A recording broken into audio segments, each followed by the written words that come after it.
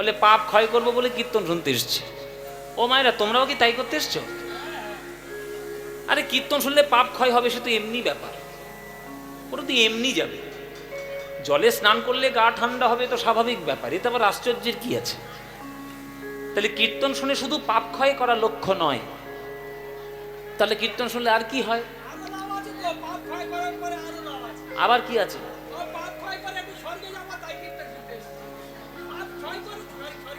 স্বর্গে যাবি? এখানে কোথাও লম্বা সিঁড়ি আছে? এটা তুলে দিয়ে স্বর্গে পাঠাই দেখি একটু। কীর্তন শুনলে পাপ ক্ষয় হবে, কীর্তন শুনলে স্বর্গ লাভ হবে, এগুলো খুব সাধারণ ব্যাপার, এতে আশ্চর্যের কিছু নেই, এতে বিশেষত্ব নেই কিছু। তাহলে কীর্তন শুনলে আসল লাভ কি? শুনে রাখো মায়েরা, কেহ কহে নাম লইলে পাপ হয় ক্ষয়, কেহ কহে নাম লইলে স্বর্গ প্রাপ্তি হয়।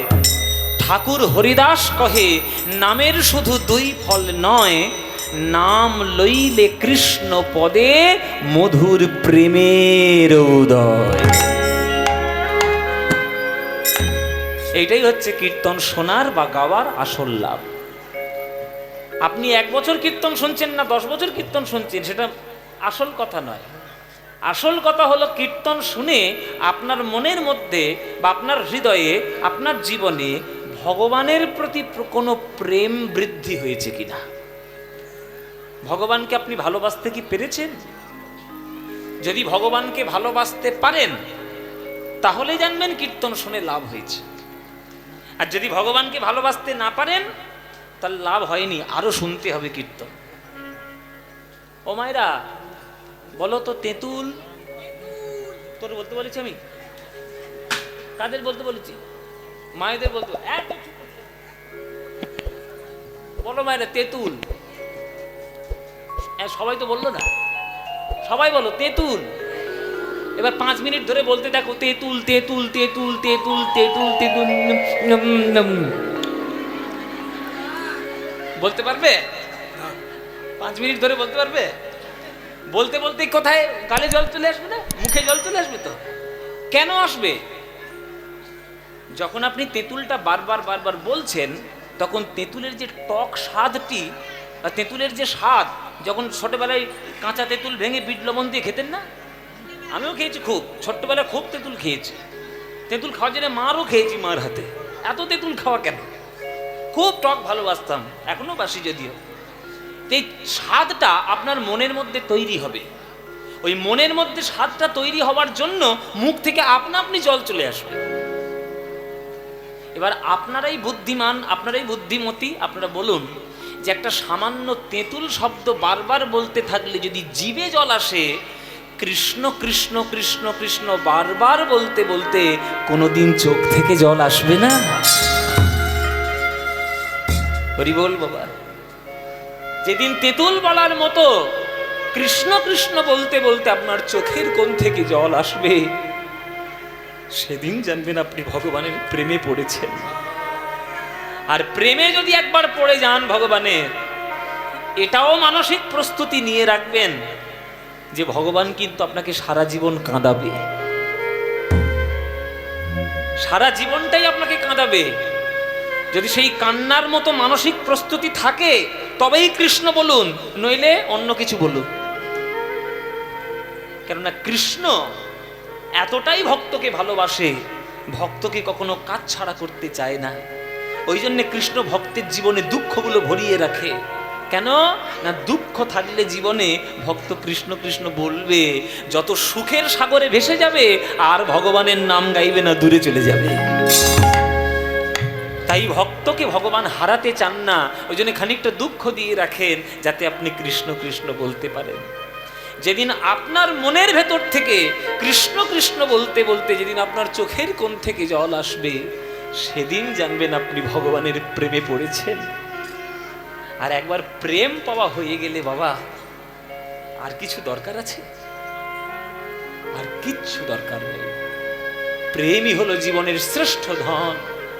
আমার নিমাই সবার হাতে ধরে পায়ে পড়ে ভগবান হয়ে রাধাকৃষ্ণ মিলিত তনু হয়ে সবার চরণ জড়িয়ে ধরেছি বলে, ভাই রে একবার হরি বল। একবার হরি বল, একবার হরি বল। হরি বল বলাতে গিয়ে নিত্যানন্দের কপাল ফেটে গেল। তবুও নিত্যানন্দ বলল, মেরেছিস কলসির কানা, তাই বলে কি প্রেম দেব না? তাহলে মার খাওয়ার পরেও যে লোকটা হাতে পায়ে ধরে প্রেম দিয়ে যায়, এমন নিতাই, এমন নিমাই আমার গৌরাঙ্গ মহাপ্রভু কোথায় পাবে? কোথাও নাই। তো এত কষ্ট করে প্রেম দেওয়ার পরেও যদি তোমরা সেই প্রেমকে গ্রহণ না করো, তাহলে মানব জীবন ধন্য হবে না। তাই ভালোবাসা, জগতে ভালোবাসাই হলো শ্রেষ্ঠ বস্তু।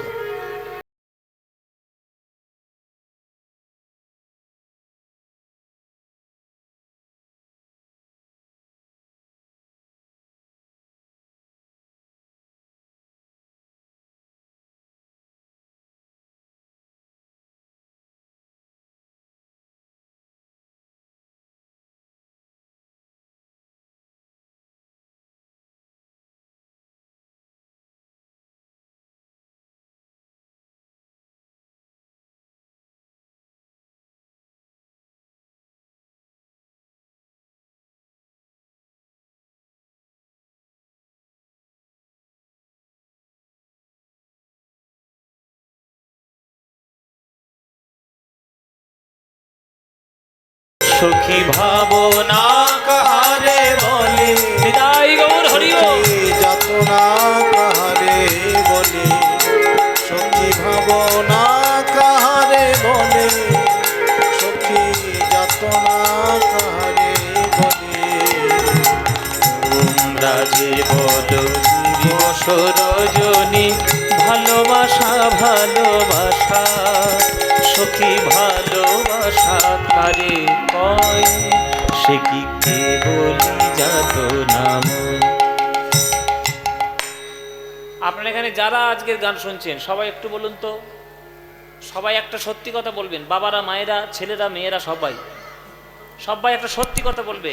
পঞ্চানন ঠাকুরের সামনে আজ মিথ্যা বলবেন একদম। উনি আবার খুব সাংঘাতিক ঠাকুর, একবারে চাপকে সোজা করে দেবে মিথ্যে কথা বললে। সবাই একটা সত্যি কথা বলো। কারা কারা প্রেম করেছে হাত তোলো।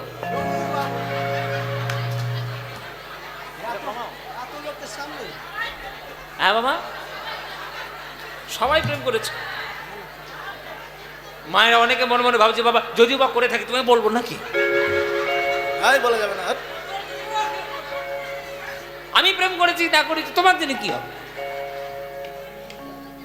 শুনে রাখুন, আপনারা যারা যারা বলছেন আমি প্রেম করেছি, কিচ্ছু করেননি, ছাই করেছেন। প্রেম কাকে বলে জানেনও না, আমিও জানি না, আপনারাও কেউ জানেন না। প্রেম যদি এত সহজ হতো, তাহলে অলিতে গলিতে রাধারানী ঘুরে ঘুরে বেড়াতো। অলিতে গলিতে রাধারানী পাওয়া যায় বাবা? বিশ্বব্রহ্মাণ্ডে রাধারানী কটা আছে? একজনই আছে। এই বিশ্বব্রহ্মাণ্ড একজনই জানেন যে কৃষ্ণকে কি করে ভালোবাসতে হয়।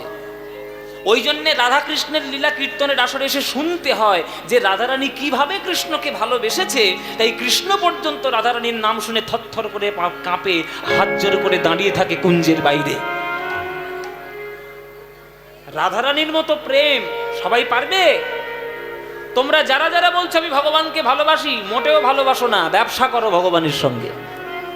ওই জন্য মন্দিরে গিয়ে মাথা ঠুকে ঠুকে ভগবানের কাছে যখন প্রণাম করো, তখন মনে মনে গুছিয়ে চেয়ে আসো। টাকা দাও, জমি দাও, বাড়ি দাও, গাড়ি দাও, ছেলে দাও, মেয়ে দাও, ছেলেটার যেন চাকরি হয়, মেয়েটার যেন ভালো পাত্র জোটে। যেখানে ভগবানের সঙ্গে চাওয়া পাওয়ার সম্পর্ক, সেটা ব্যবসা হতে পারে, ভালোবাসা হতে পারে না। ভালোবাসা মানে চাওয়া পাওয়া থাকবে না, চাওয়া পাওয়ার ঊর্ধ্বে যে মনের টান, সেটাই হচ্ছে ভালোবাসা। রাধারানী গোবিন্দকে যখন ভালোবাসতেন, একটা দিনের জন্য গোবিন্দের কাছে কিছু বলেনি যে গোবিন্দ আমাকে এটা দাও। রাধারানী বলেছে শুধু, হে কৃষ্ণ আমার সব কিছু তুমিই না। আমি একটা পান সাজিয়েছি প্রভু, তোমাকে যেন সেবা দিতে পারি। আমি একটা মালা তৈরি করেছি প্রভু, আমি যেন তোমার গলায় পরিয়ে দিতে পারি। আমি যা একটা সোনার ঘটিতে জল রেখেছি, তুমি যেন এসে পা ধুও প্রভু। তাই তার সকল কিছু প্রভুর জন্য। আর আমরা ভগবানের মন্দিরে তাকে ডাকতে যাই শুধু আমার জন্য। ওই জন্যে আত্মেন্দ্রিয় প্রীতি বাঞ্ছা তারে বলি কাম, আর কৃষ্ণেন্দ্রিয় প্রীতি ইচ্ছাই ধরে প্রেমে নাম। এত সহজ নয় বাবা। এখন তো আমরা সিরিয়াল আর সিনেমা দেখতে দেখতে এখন প্রেমের মানে শিখেছি I love you. I love you বলে দিলেই প্রেম হয়ে যায়। থরি হয়, কিচ্ছু হয় না। ওগুলোতে ন্যাকামো বেশি হয়। সব আই লাভ ইউ, আমি তোমায় ভালোবাসি, যেগুলো নায়ক নায়িকাদের শিখছেন ওগুলোতে ন্যাকামো হয়, ভালোবাসা হয় না। ভালোবাসা খুব কঠিন জিনিস। যে পারবে সে পারবে, যে পারবে না তার দ্বারা হবে না। ওই জন্য এক একজনের ভাগ্যে হয়। বিষ্ণুপ্রিয়া গৌরাঙ্গকে ভালোবেসেছেন। সারা বিশ্ব ব্রহ্মাণ্ডে কটা বিষ্ণুপ্রিয়া আছে? এই তো বাংলায় এতগুলো মেয়ে, একজনও বিষ্ণুপ্রিয়া হতে পারবে? ওই একজনই পারবে না, ওই একজনই পেরেছে। সারা ভারতবর্ষে অনেক মহিলা রয়েছেন, কোন মহিলা মীরাবাই হতে পারবেন? ওই একজনই পেরেছেন। একটা পাথরের মূর্তিকে বুকে আগলে সারা জীবন বলে গেছেন, মেরে তো গিরিধারী গোপাল দুসরা না কই।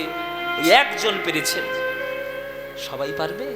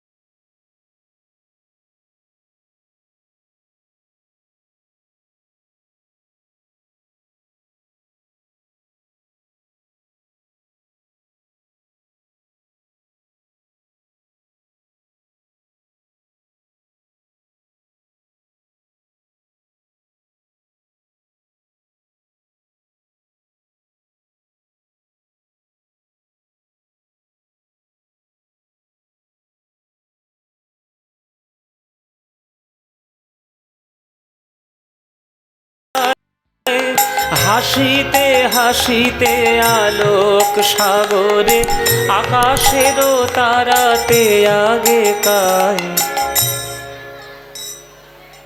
কথা হচ্ছে ভীষণ, বড্ড পিছনে কথা হচ্ছে। এত কথা হলে ভালো লাগে গান গাইতে? কথা একটু কম বলুন, কথাগুলো শুনুন বেশি, বলুন কম। কি যেন বলছিলাম? হ্যাঁ, আপনাদের এইদিকে কোনো বাজারে ফুল পাওয়া যায়? মানে মালার দোকান আছে? মারা বলছে মালার দোকানে তো তোমার গলায় কি ঝুলছে? এটাই তো মালা। ওটা তো ফুলের দোকান থেকেই এসছে। যখন দেখবেন ফুলের দোকানে লোক ফুল কিনতে যায় বাবা, তখন বিভিন্ন লোক বিভিন্ন রকম মনোভাব নিয়ে ফুল কেনে। কেউ ফুল কিনতে যায় প্রেমিকার হাতে দেবে বলে, কেউ ফুল কিনতে যায় মাস্টার মশাইয়ের হাতে দেবে বলে। রিভাব আরো কমাও, একদম কমিয়ে দাও রিভাব। কেউ মাস্টার মশাইয়ের হাতে দেবে বলে, কেউ ঘর সাজাবে বলে, কেউ বিয়ে বাড়ির গাড়ি সাজাবে বলে, কেউ প্রেমিকার হাতে দেবে বলে, আবার কেউ ফুল কিনে নিয়ে যায় গোবিন্দের চরণের সেবা দেবে বলে। এই যে এতগুলো ফুল এতগুলো জায়গায় গেল, কোন ফুলটা সৌভাগ্য বেশি হলো? যে জন্মের পর গোবিন্দের সেবায় চলে যেতে পারল। তাহলে আপনারাও হচ্ছেন ফুলের মতো, বিশ্বাস করুন। আপনারা প্রত্যেককে ফুলের মতো, টাটকা ফুল, সতেজ ফুল। কিন্তু মায়ার প্রভাবে রূপ রস শব্দ গন্ধে স্পর্শে পড়ে আপনারা জীবনটিকে নষ্ট করে ফেলছেন। করবেন না। গুরুর চরণ ধরুন, জীবনটিকে সুবাসিত করুন, ভক্তিতে সমৃদ্ধ করুন। এমন করুন জীবনটিকে যাতে আপনার পায়ে পড়ার জন্য লোক উতলা হয়ে আপনার চরণ ধরে। মীরাবাই যদি সাধারণ মেয়ের মতো রান্না বান্না ঘরকন্যা করে বেড়াতো, সে আজকের মীরাবাই হতো? বিবেকানন্দ যদি নরেন্দ্রনাথ দত্ত হয়ে থাকতো, সে কি বিবেকানন্দ হতো? রবীন্দ্রনাথ ঠাকুর যদি ঘরকন্যা নিয়ে পড়ে থাকতো, সে কি রবীন্দ্রনাথ ঠাকুর হতো? চর্চা চাই, ভক্তি চাই, সমর্পণ চাই, সেগুলো না হলে তো হবে না। তাই ফুলের মতো জীবনটি পবিত্র করো মায়েরা। যদি ফুলের মতো পবিত্র করতে পারো, দেখবে তোমার গন্ধে সারা গ্রাম সুগন্ধিত হয়ে গেছে। একটা মানুষের কর্ম যদি সৎ থাকে বাবা, একটা মানুষের কর্ম যদি সৎ কর্ম করতে পারে, অমানুষ থেকে হয়ে যাবে মানুষ, মানুষ থেকে হয়ে যাবে দেবতা, দেবতা থেকে হয়ে যাবে ভগবান। যদি কর্ম ঠিক থাকে। তাই কাজ ঠিক করুন, জীবনটিকে সুন্দর করে সৎভাবে তৈরি করুন। দেখবেন আপনার চরণে প্রণাম করার জন্য লোক ছুটে বেড়াবে। আমি আপনাকে উদাহরণ দিচ্ছি বাবারা, আমি এখানে জাদুকাঠির মাধ্যমে একটা জাদু করে দুজনকে এখানে দাঁড় করাবো, দুজনকে এখানে দাঁড় করাবো, জাদু দেবো হ্যারি পটারের মতো আর নিয়ে চলে আসবো। জাদু জানি, ছড়ি ঘোরাতে জানি। হ্যাঁ, দুজন দাঁড়াবে, কে? একটা হচ্ছে মুকেশ আম্বানি আর একটা বিবেকানন্দ। দুজনকেই দাঁড় করাবো পাশাপাশি। মুকেশ আম্বানি হচ্ছে ভারতবর্ষের সব থেকে বেশি বড় লোক, কত হাজার কোটি টাকার মালিক নিজেও জানে না। আর এইখানে দাঁড় করাবো বিবেকানন্দকে। আপনারা ছুটে গিয়ে কার চরণে প্রণাম করবেন?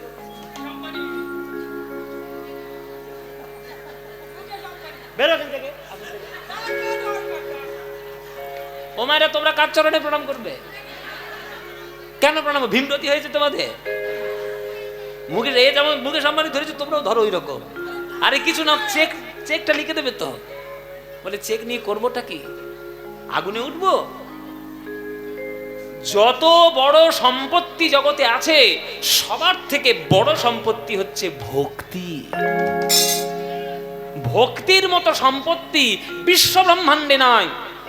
তাই দুটো মূর্তি যদি তৈরি করা থাকে কোনোদিন কোথাও, একটা মুকেশ আম্বানি একটা বিবেকানন্দ, আমি তো জীবনে মুকেশ আম্বানির দ্বারে বাড়ি যাব না, আমি তো যাব বিবেকানন্দের চরণে। কেননা টাকা পয়সায় যদি সব হতো, তাহলে বিবেকানন্দ নরেন্দ্রনাথ দত্ত হয়ে মার কাছে চেয়ে আসতো, মা টাকা দাও, পয়সা দাও, ধন দাও, সম্পত্তি দাও। কি চেয়েছিল? মা বিবেক দাও, বুদ্ধি দাও, জ্ঞান দাও, প্রেম দাও, ভক্তি দাও, শ্রদ্ধা দাও। যেটা চাইলে কোনোদিন ফুরাবে না, সেইটাই চাওয়া উচিত। যেটা চাইলে দুদিন পর ফুরিয়ে যাবে, সেটা চেয়ে কি হবে? সেটা হলো প্রেম, সম্পত্তি। এর মতো সম্পত্তি নাই বাবা। যদি নিমাই একটা সাধারণ ছেলের মতো পড়াশোনা করে জীবন কাটাতো লক্ষ্মীপ্রিয়ার সঙ্গে, তাহলে আজকে নিমাই শ্রীকৃষ্ণ চৈতন্য মহাপ্রভু হতেন না। আর আজকে তার নাম নিয়ে কীর্তন শোনার জন্য আপনার এই বাহাদুরপুর গ্রামে এসে বসতেন না।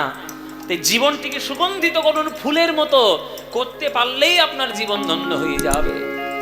ফুল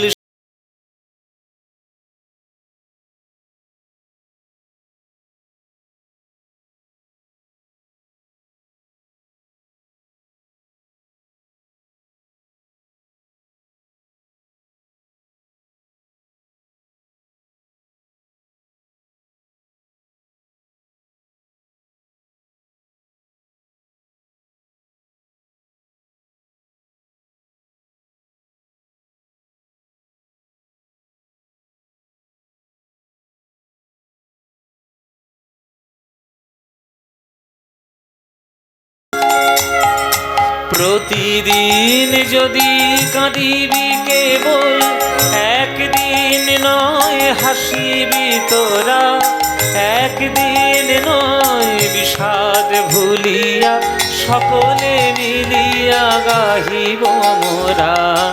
ভাবনা কাহারে বলে, সখী যাতনা কাহারে বলে, তোমরা যে বলো দিবস রজনী, ভালোবাসা ভালোবাসা, সখী ভালোবাসা কারে কয়? সে কি কেবলি যাতনা ময়, সে কি কেবলি যাতনা ময়, সে কি কেবলি যাতনা ময়। রবীন্দ্রনাথ ঠাকুরের গান। এই গানগুলোই শুনতে হয়। এই গানগুলো শুনলে তবেই মনের মধ্যে প্রেম আসবে। এইগুলোই হচ্ছে সত্যিকারের প্রেমের গান। 100% লাভ লাভ লাভ লাভ। ও থরি সব প্রেমের গান, ছাই সব গান, ছাই ফেলে দিন একেবারে দূর করে জীবন থেকে। সকালবেলা উঠে যদি প্রেম করতে চান, সকালবেলা উঠে রবীন্দ্রনাথের গান শুনুন, প্রেম পেয়ে যাবে। কাকে বলে প্রেম? তা প্রেম দিয়েছে গৌরাঙ্গ, প্রেম দিয়েছে নিমাই। বাঙালি হয়ে জন্ম নিয়েছি, সেও বাঙালির ছেলে, আপনারাও বাঙালি। সময় পেলে ওই বাঙালিটাকেই বুকের মধ্যে জড়িয়ে রাখুন, গৌরাঙ্গকেই জড়িয়ে রাখুন, দেখবেন জীবনে অনেক কিছু পেয়ে যাবেন। সকাল হোক, সন্ধে হোক, দিন হোক, রাত হোক, সময় পেলেই আপনি গৌরাঙ্গের নাম করুন বাবা। ভজ গৌরাঙ্গ কহ গৌরাঙ্গ, লহ গৌরাঙ্গের নাম রে। ভজ গৌরাঙ্গ কহ গৌরাঙ্গ, লহ গৌরাঙ্গের নাম রে। এই গানটা ভাল লাগে?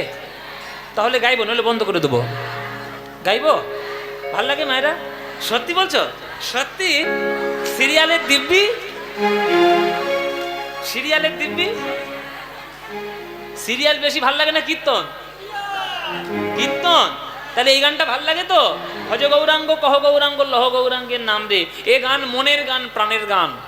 মায়েরা, এ গান তোমাদের যাদের যাদের ভাল লাগে না, উলুধ্বনি দাও জোরে জোরে।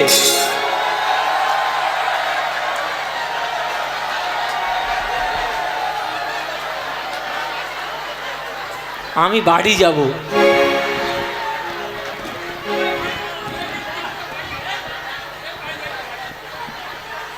কি বললাম আর কি করে ফেললো দেখো বাবা। আমি কি বলেছি মায়েরা? আমি বলেছি যাদের যাদের ভালো লাগে না তারা উলুধ্বনি দিচ্ছে। এই এই এই, এই, এই, জিভ ফসকে বেরিয়ে গেছে। থালা থালা ফল খেয়ে এলি, ভুল হলো কি করে? মায়েরা বলছে বা ভাবের গতি দিয়ে ফেলেছি, কি বলবো বলো। ও মায়েরা ভুল হয়েছে তো, তাহলে সুধরে নাও, এবার ঠিক করে নাও। এবার যারা যারা ভালোবাসো এইবার উলুধ্বনিটা দাও দেখি। না না, ভালোবাসো ভালোবাসো। ভুল করে দিয়ে ফেলেছে তা কি করবে? ভালো যখন বাসো তাহলে করতালি দিয়ে এই গানটা গাইতে পারবে। এই গানটা জোরে জোরে করতালি দিয়ে এত জোরে গাইবে যাতে আমতলা পর্যন্ত আওয়াজ চলে যায়। কি গাইতে পারবে তো? চলো সবাই মিলে আমরা গাইব। ভজ গৌরাঙ্গ কহ গৌরাঙ্গ লহ গৌরাঙ্গের নাম রে। বলো ভজ।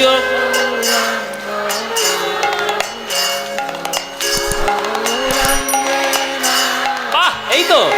ভজ গৌরাঙ্গ কহ গৌরাঙ্গ লহ গৌরাঙ্গের নাম রে। বলো ভজ।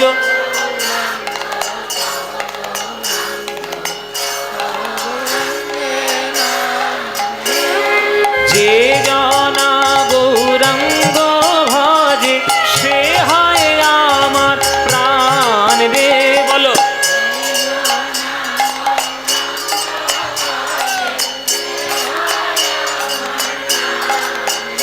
হ্যাঁ। প্রভাত কালে হা গৌরাঙ্গ যে বলে একবার রে। প্রভাত কালে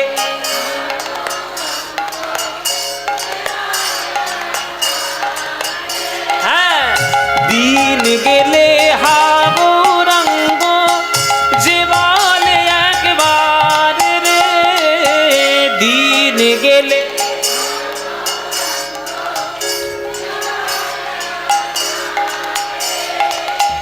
সেই জন আমার হয়, আমি হই তার রে। বলো সে জন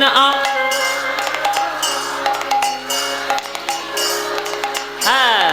বা এবার হাত তুলে ভজ গৌরাঙ্গ গৌরাঙ্গের নাম রে। ভজ গৌরাঙ্গ গৌরাঙ্গের নাম রে। আহা যে জনা গৌরাঙ্গ ভজে সে হয় আমার প্রাণ রে। যে জনা গৌরাঙ্গ ভজে সে হয় আমার প্রাণ রে। আহা ভজ গৌরাঙ্গ উলুধ্বনি। গৌরাঙ্গের নাম রে। ভজ গৌরাঙ্গ গৌরাঙ্গের নাম নিতাই গৌর হরি বল। গৌরাঙ্গের নাম রে। ভজ গৌরাঙ্গ গৌরাঙ্গের নাম। বলো আনন্দ হয়েছে? হয়নি আনন্দ? এই আনন্দ আর কোথাও পাবে? এই আনন্দ পেতে গেলে প্রত্যেক বছর এইখানে কীর্তন শুনতে আসতে হবে। কি আসবে তো? প্রতি বছর আসবে? ব্যাস, তোমরা এলেই আনন্দ হবে। হ্যাঁ, আমি ফের নিয়ে আসবে। আমার সময় সুযোগ হলে আমার ঠিক চলে আসা হবে। কিন্তু তোমরা যে কীর্তনটা করলে, আজকের কীর্তনই আর আসরে বলে হবে না, নিজের জীবনে প্রত্যেকটা দিন ঘরের মধ্যে নিজেই করবে বসে, তবে কাজের কাজ হবে, নইলে হবে না। কেমন? চলো আজকে আমরা গৌরচন্দ্রিকা আস্বাদন করলাম, এবার আমরা একটু পালার মধ্যে যাব। তোমরা সবাই ছুটে এসছো কীর্তন শুনতে, কীর্তন আস্বাদনের জন্য। আমরা সবাই এসেছি, কীর্তন পেয়েছি কার কাছ থেকে? মহাপ্রভুর কাছ থেকে। তো আজকের আমরা এমন একজন ভক্তের কথা আস্বাদন করব, যিনি কীর্তন জগতে এসেছিলেন বলে কীর্তন আজ এত উন্নত হয়েছে এবং লোকের কাছাকাছি পৌঁছে গিয়েছে, সবার কাছে কাছে পৌঁছে গেছে। সেই ভক্তের কথা, তার জন্ম থেকে মৃত্যু পর্যন্ত সব ঘটনা আজকের আমরা আস্বাদন করব। আজকের যে ভক্তের কথা আমি বলবো, যে ভক্তের কথা আস্বাদন করব, তার নামটা আমি এক্ষুনি বলবো না, আপনাদের দুটো সূত্র দেব, আপনারা শুনে বলুন যে আপনারা কতটা কীর্তন শুনেছেন। আমি দেখব যে শুনে বলুন সেই গান দুটো কার লেখা, তারই লীলা, তারই জীবন আজকের আমরা গাইব। প্রথম গান, প্রথম সূত্র, যেখানেই কীর্তন হয় দুপুর বেলায় নিশ্চয়ই ভোগারতি হয়। আপনাদের এখানে ভোগারতি হয় দুপুর বেলায়? তা দুপুরবেলায় যখন ভোগারতি হয় গৌরাঙ্গ মহাপ্রভুর, তখন একটা গান গাইতে হয়। সে গানটা না গাইলে মহাপ্রভুর ভোগ তো ঠিক লাগে না, ঠিক হয় না। সে গানটা কি? ভজপতি তুদ্ধারণ শ্রী গৌর হরি, ভজপতি তুদ্ধারণ শ্রী গৌর হরি, ভজপতি তুদ্ধারণ শ্রী গৌর হরি, ভজপতি দুধারণ শ্রী গৌর হরি। আহা শ্রী গৌর হরি নবদ্বীপ বিহারী, শ্রী গৌর হরি নবদ্বীপ বিহারী, ভগদীন দয়াময় হিতকারী, ভজপতি তুধারণ শ্রী গৌর হরি। এই গানটা না গাইলে মহাপ্রভুর ভোগ হয় না। আপনি দক্ষিণ 24 পরগনা বলুন, হাওড়া, হুগলি, বীরভূম, বর্ধমান, মুর্শিদাবাদ, সারা বাংলা, পুরো বাংলা জুড়ে যেখানে যেখানে গৌরাঙ্গ মহাপ্রভুর মূর্তি আছে, এ গানটা না গাইলে মহাপ্রভুর ভোগ হবেই না। এই গানটা কাল লেখা, যার লেখা তার জীবন আজকের আমরা গাইব, তার লীলা গাইব, তার পালা। তাহলে প্রথম ক্লু সূত্র দিলাম, আপনারা উত্তর দিতে পারলেন না। এবার দ্বিতীয় সূত্র, হরিহরয়ে নম কৃষ্ণ যাদবায় নম, হরিহরয়ে নম কৃষ্ণ যাদবায় নম, হরিহরয়ে নম কৃষ্ণ যাদবায় নম, হরিহরয়ে নম কৃষ্ণ যাদবায় নম। আজ গোপাল গোবিন্দ রাম শ্রী মধুসূদন, গোপাল গোবিন্দ রাম শ্রী মধুসূদন। এই গোপাল, একটা ভুল হয়ে গেছে, হ্যাঁ, গান গাইতে গাইতে আর কি ভুলটা হলো। হরিহরয়ে নম কৃষ্ণ যাদবায় নম,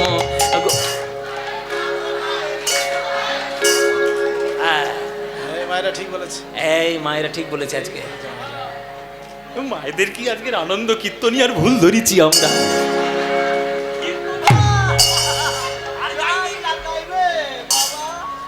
হ্যাঁ, অনেকদিন পর কীর্তনী আর ভুল ধরেছি। এত সোজা মায়েরা, আমরা আমাদের ভুলটা হঠাৎ করে গিয়ে ফেলবো। আমি ইচ্ছে করে ভুলটা গাইলাম যাতে তার ঠিকটা তোমরা জানতে পারো। শুনে রাখো, এই যে হরি হরয় নম কৃষ্ণ যাদবায় নম, এরপরে যাদবায় মাধবায় ওটা ছিল না, ওটা মহাপ্রভু গাইতো না। মহাপ্রভু গাইতো হরি হরয় নম কৃষ্ণ যাদবায় নম গোপাল গোবিন্দ রাম শ্রী মধুসূদন, এটা মহাপ্রভু গাইতে। তার যাদবায় মাধবায় করতে গেল। আজকের আমরা যার কথা বলবো তিনি লিখেছেন ওই লাইনটা। তিনি ভাবলেন যে মহাপ্রভুর গান যেন লোকের কাছ থেকে হারিয়ে না যায়, আমি গানটা এত বড় করে দেব, নাম সংকীর্তন করে পদ করে দেব, যাতে সবাই বৈষ্ণব ভক্তগণ তারা গাইতে পারে। তো এই হরি হরয় নম কৃষ্ণ যাদবায় নম, এটা মহাপ্রভুর কথা রেখে তারপরে দ্বিতীয় লাইনে তিনি লিখলেন যাদবায় মাধবায় কেশবায় নম। 3 নম্বর লাইনটা আবার মহাপ্রভুর কথা, গোপাল গোবিন্দ রাম শ্রী মধুসূদন। 4 নম্বর লাইন থেকে পুরো গানটা ওনারই লেখা, গিরিধারী গোপীনাথ মদন, শ্রী চৈতন্য নিত্যানন্দ অদ্বৈত সীতা হরি গুরু বৈষ্ণব। বাহ, এ তো বেশ ভালোই গানটা মুখস্থ দিয়ে। হ্যাঁ, সবাই খুব ভালো। এইগুলো হচ্ছে পদাবলী। এই যে তোমরা গানগুলো শুনছো, যে গাইছো, এইগুলোই হচ্ছে পদাবলী। এইগুলোই গাইতে হয় কীর্তনে। কে আনিল রে, কোথায় ছিল রে, মধুমাখা কৃষ্ণ নাম নাম নাম নাম, এটা কীর্তন নয়। যেটা এখন শুরু করেছে সবাই, চারদিকে সব শুরু হয়েছে ভাইরাল কীর্তন, ওগুলো সব ছাই কীর্তন। একদম শুনবেন না, সব ভেজাল কীর্তন সব। এই যেটা আপনারা গাইছেন, নিজেরা গাইছেন যেটা, এইটা পদাবলী, এটাই আসল কীর্তন। এই পদাবলীটা যিনি রচনা করেছেন তার গান আজকের আমরা গাইব। তার জন্ম থেকে মৃত্যু পর্যন্ত বিশেষ বিশেষ ঘটনাগুলো আজকের আমরা বলবো। চলুন, তার নাম হলো কীর্তন আচার্য, কীর্তন শিরোমণি, কীর্তনের পালনকর্তা শ্রী শ্রী নরোত্তম দাস ঠাকুর মহাশয়। কি বললাম মায়েরা? নরোত্তম দাস ঠাকুর। চলুন তাহলে আজকে নরোত্তম দাস ঠাকুরের পালা বা লীলা আমরা গাইব। তাহলে শুরু করে দিই, লীলা শুরু করে দিলাম। চলুন, নরোত্তম দাস ঠাকুর। পশ্চিমবঙ্গের মধ্যে একটা জেলা আছে, যে জেলার আম খুব বিখ্যাত। কোন জেলা মায়েরা? মালদা। প্রচুর আম হয়। মালদায় শুধু আম বিখ্যাত নয়, মালদায় ভক্তও বিখ্যাত। এই মালদায় রামকেলি বলে একটা গ্রাম ছিল, আর সেই গ্রামে দুজন ভক্ত বাস করতেন, মহাপ্রভুর অত্যন্ত প্রিয়। একজনের নাম হচ্ছে রূপ গোস্বামী, একজনের নাম হচ্ছে সনাতন গোস্বামী। কিন্তু এরা 3 ভাই। ছোট ভাইয়ের নাম ছিল অনুপম, কিন্তু সে তাড়াতাড়ি মারা গেছিল। তার ছেলে ছিল জীব গোস্বামী। তার রূপ আর সনাতন এরা ছিল তখনকার দিনের পুরো বাংলার মন্ত্রী। রূপ গোস্বামী ছিল অর্থমন্ত্রী, সনাতন গোস্বামী ছিল প্রধানমন্ত্রী। আর বাংলা মানে ভাববেন না যে শুধু পশ্চিমবঙ্গ। আজ থেকে 500 বছর আগেকার বাংলা মানে শুধু পশ্চিমবঙ্গ নয়, পশ্চিমবঙ্গ, পূর্ববঙ্গ, ত্রিপুরা, আসামের অনেক অংশ, এইগুলোকে নিয়ে গোটা তখন বাংলা ছিল। তাহলে পশ্চিমবঙ্গ, পূর্ববঙ্গ, বাংলাদেশ করতে গেলে এগুলো তো ইংরেজরা তৈরি করেছে। আমাদের মধ্যে শাসন করে আমাদেরকে ভাগাভাগি করে দিয়ে একটা বেড়াজাল টেনে দিয়ে রাজনীতি করতে গিয়ে দেশটা সর্বনাশ করে দিয়েছে। কিন্তু 500 বছর আগে তা তো ছিল না। 500টা বছর আগে পুরো গোটা ছিল বাংলা, আর এই গোটা বাংলার প্রধানমন্ত্রী ছিল সনাতন গোস্বামী, আর গোটা বাংলার অর্থমন্ত্রী ছিল রূপ গোস্বামী। তা এরা মহাপ্রভুর অত্যন্ত ভক্ত। তা মহাপ্রভু মনে মনে ভাবলো যে এরা এত বড় শিক্ষিত, শাস্ত্র জানে, পড়াশোনা করেছে, এরা সামান্য টাকার জন্য মায়ার সেবা করবে, আমি করতে দেব না। আমি ওদেরকে উদ্ধার করব। ওই দুটো লোককে আমার দরকার। ওই দুটো লোক আমার কাছে না এলে বৈষ্ণব জগৎ সমৃদ্ধ হবে না। তাই মহাপ্রভু দল বল নিয়ে মহাপ্রভু চললেন রূপ সনাতন গোস্বামীকে উদ্ধার করতে মালদায়। মালদায় চলে যাচ্ছে আমার গৌরাঙ্গ মহাপ্রভু। গিয়ে রূপ সনাতনকে উদ্ধার করলেন। রূপ সনাতন তো চাকরি বাকরি ছেড়ে দিল, মন্ত্রিত্ব ছেড়ে দিল, সব কিছু ছেড়ে দিয়ে প্রভুর চরণ তলে পড়ল। প্রভু, তোমার জন্যই আমাদের সব, তুমি আমাদের উদ্ধার করতে এসছো, আমাদের জীবন ধন্য, আর কি চাই আমাদের জীবনে। ব্যাস, রামকেলি গ্রামে রূপ সনাতন গোস্বামী উদ্ধার হলো, উদ্ধার হয়ে গেল। এবার উদ্ধার করে দিয়ে আমার নিমাই, আমার গৌরাঙ্গ মহাপ্রভু পদ্মা নদীর জলে স্নান করতে গেছে। রামকেলির গ্রামের গা ঘেঁষে একটা নদী বাংলাদেশের দিকে চলে যাচ্ছে। ওই নদীটার নাম হচ্ছে পদ্মা নদী। একটা নদী তো ফারাক্কা ব্রিজ থেকে আমাদের দিকে চলে এলো বাবা, যেটা আমাদের ভাগীরথী গঙ্গা, আর আরেকটা ধারা বাংলাদেশের দিকে চলে গেছে, ওটা হচ্ছে পদ্মা। হ্যাঁ, ওই যে পদ্মা ইলিশ খেয়েছেন তো, ওই পদ্মা। এদিকে হচ্ছে গঙ্গা, ওদিকে হচ্ছে পদ্মা। এই পদ্মা নদীর তীরে হচ্ছে রামকেলি গ্রাম। এবার মহাপ্রভু স্নান করতে নেমেছে পদ্মা নদীর জলে। এবার যে স্নান করতে নেমেছে স্নান করছে, স্নান করতে করতে হঠাৎ আমার মহাপ্রভু চমকে উঠেছে, থরথর করে কাঁপছে। কাঁপতে কাঁপতে মহাপ্রভুর মুখ থেকে অনর্গল একটা নাম, অদ্ভুত নাম প্রকাশিত হচ্ছে। একটা নাম ধরে মহাপ্রভু ডাকছে। কি নাম? নরু নরু বলি প্রভু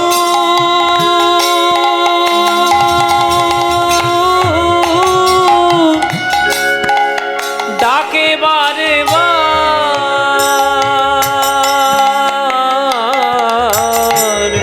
নরু নরু বলি প্রভু, ওরে নরু রে,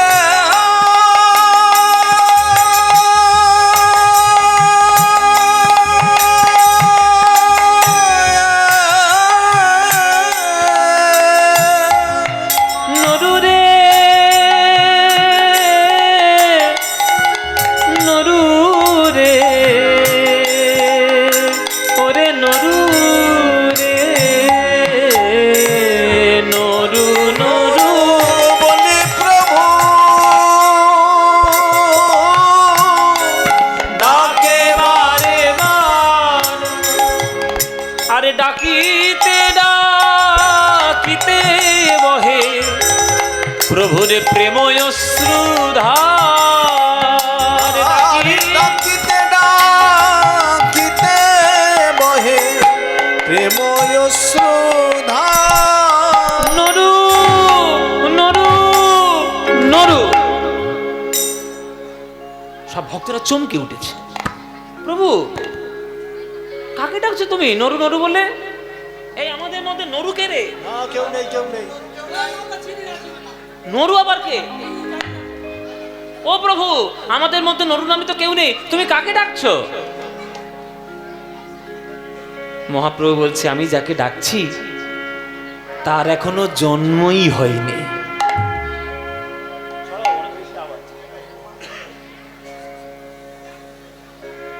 আমি যাকে ডাকছি তার এখনো জন্ম হয়নি। তার জন্ম কিছুদিন পরে হবে। তার ভালো নাম হবে নরোত্তম, আর ডাক নাম হবে নরু। ওই জন্য আগে থেকে আমি তাকে ডেকে গেলাম। এই তোমাদের সব স্নান হয়ে গেছে? সবার হয়ে গেছে। হ্যাঁ, সবার হয়ে গেছে। সবার স্নান হয়ে গেছে? সবার হয়ে গেছে। তাহলে এক কাজ করো, তোমরা হরিনাম করতে করতে পাড়ে উঠে যাও। হরিনাম করতে করতে পাড়ে উঠে যাও, আমার একটা গোপন কাজ আছে। এই তোমরা পিছন ফিরে আবার দেখবে না যেন, কেউ যাবে না, সবাই হরিনাম করতে করতে উঠে যাও। তো সবাই মিলে হরিনাম করতে করতে পাড়ে উঠে গেল। ও মায়েরা, এবার মহাপ্রভু আমার নিমাই এসে চারিদিকে তাকিয়ে দেখলো কেউ কোথাও নেই। পদ্মা নদীতে ডুব দিয়েছে। আস্তে, কথা নয়, কথা বলছে মানে কি, প্রচুর কথা হচ্ছে। এত কথা হলে এই ভাব ভক্তিগুলো আসবে কি করে? কথা বলতে নেই কীর্তনের আসলে। পদ্মা নদীর জলে মহাপ্রভু ডুব দিয়েছে। এবার ডুব দিয়ে পদ্মা নদীর সঙ্গে আমার প্রভু পরস্পর কথা বলছে। প্রভু আমার ভাবাবিষ্ট হয়ে বলে, ওগো পদ্মা নদী, একটা গোপন কথা তোমার কাছে বলতে এলাম। এই গোপন কথা তো সবার কাছে বলার নয়। তোমার এই নদী তীরে একটা গ্রাম আছে, সে গ্রামের নাম খেতুরি। সেই খেতুরি গ্রামে কয়েক বছর পর আমার একটা অনুরাগী ভক্ত জন্ম নেবে। তার নাম হবে নরোত্তম। ওগো পদ্মা নদী, তোমার জলে যখন আমি স্নান করছি, কৃষ্ণ কৃষ্ণ বলে যে নয়ন ধারা তোমার জলে মিশে যাচ্ছে, আমার এই প্রেম নয়নের ধারা তুমি তোমার হৃদয়ে বন্দি করে রেখো, সযতনে তুলে রেখে দিও। যেদিন আমার নরোত্তম তোমার জলে স্নান করতে আসবে, আমি তোমার উপরে দায়িত্ব দিয়ে গেলাম, আমার এই প্রেম তুমি তারে দিবে আমারই প্রেমে তুমি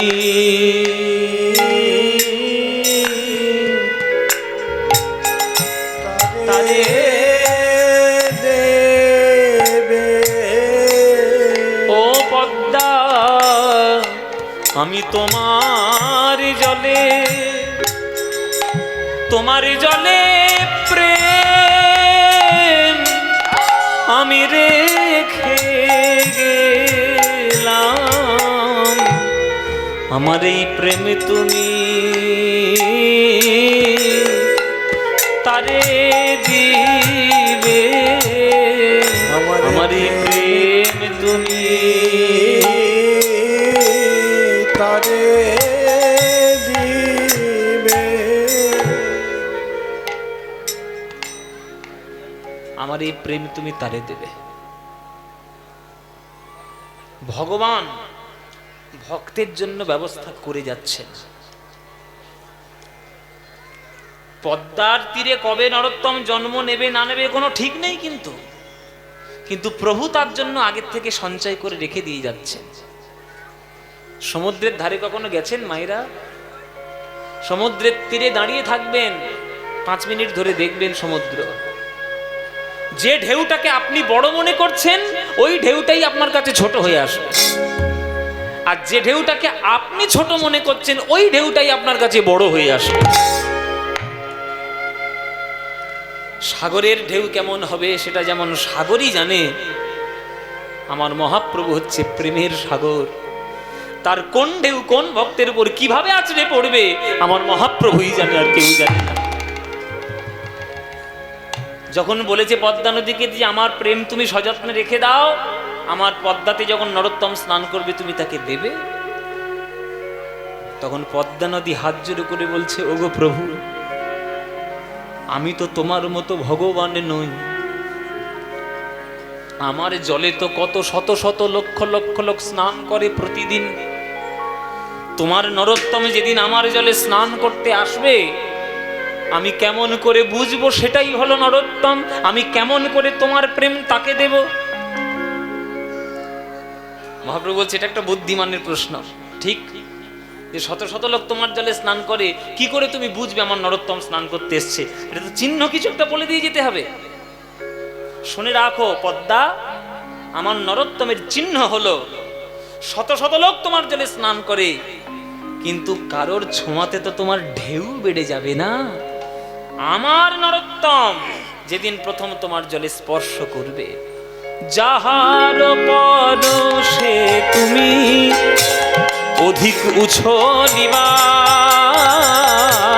যাহার পরশে তুমি অধিক উছলিবা, যাহার পরশে তুমি অধিক উছলিবা, যাহার পরশে তুমি অধিক উছলিবা, আমার এই প্রেম তুমি তাহারে দিবান। তাই হরি হরি আমার এই প্রেম তুমি তাহারে দিবা।